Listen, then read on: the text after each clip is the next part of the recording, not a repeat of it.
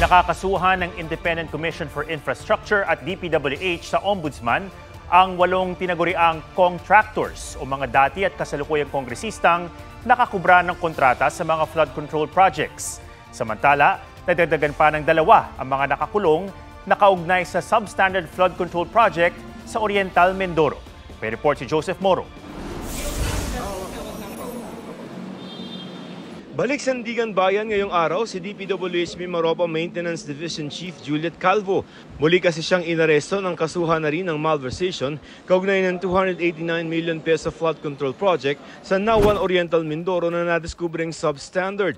Pero kung noong Lunes nakapagpiyansa pa siya para sa kasong graft, ngayong araw dinala na siya sa Camp Karingal.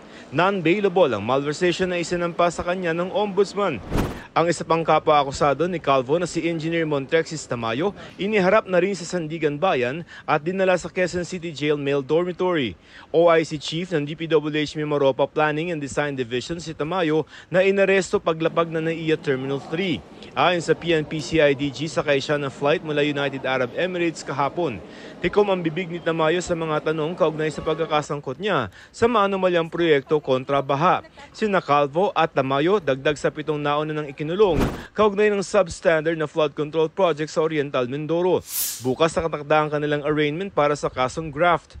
Habang sa December 2 naman itinakda ng Sandigan Bayan 6th Division ang arraignment at pretrial para sa kasong malversation. Hinahanap naman at hinihimok ng sumuko ang 7 iba pang may warrant of arrest kabilang si dating Congressman Saldi Co. Ang kaso ni Co posible pang madagdagan matapos irekomenda ng Independent Commission for Infrastructure at DPWH sa Ombudsman na kasuhan siya at 7 iba pang tinawag ng ICI na contractors. This congressman should not be engaging in private business activities that conflict with their official duties. They should not influence bids and awards. Members of Congress must not sway procurement processes, nor should they participate in or benefit from government contracts. Dapat mahinto na itong kultura nagpapakontrata sa Kongreso. Sa investigasyon na ginawa ng ICI at DPWH, 1,300 na mga proyekto yan na nakuha ng mga pinakasuhang kongresista sa loob ng 8 taon mula 2016 hanggang 2024. Katumbas yan ang aabot sa mahigit 92 billion pesos na halaga ng mga proyekto. Sabi ni Congressman Lara, tinatanggap niya ang desisyon ng ICI na pakasuhan siya sa kaugnayan niya sa JLL Pulsar Construction.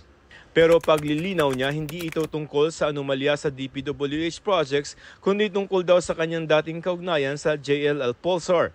Giit niya, bago sumabak sa serbisyo publiko ay wala na siyang anumang ugnayan sa kumpanya na hindi raw sumali sa mga kontrata ng mga proyekto sa kanyang distrito mula nang siya'y maluklok. Sinusubukan pa ng GMA Integrated News na makuha ang panig ng 7 iba pang kongresista. Ayon kay Ombudsman Jesus Crispin Remulla, may 12 hanggang 15 kongresista pa ang iniimbestigahan. Payo niya sa kanila umami na at makipag-usap sa Ombudsman. Joseph Morong, nagbabalita para sa GMA Integrated News.